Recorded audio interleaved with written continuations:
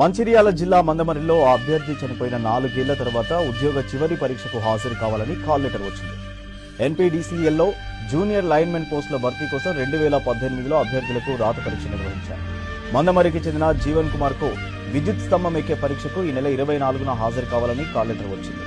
మందమరి మొదటి జోన్ కు చెందిన మొండయ్య సరోజ దంపతులకు నవీన్ కుమార్, అనుష, ఆదిత్య, జీవన్ కుమార్ సంతానం. వారిలో 2 కుమార్తెలు మానసిక దివ్యాంగులు.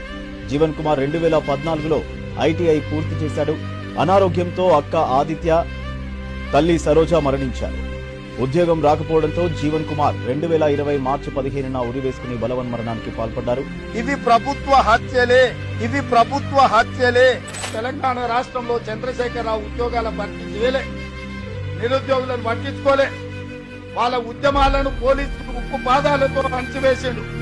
తెలంగాణ నిరుద్యోగ యువకుల యొక్క కళ్ళల్లో సంతోషం చూడడానికి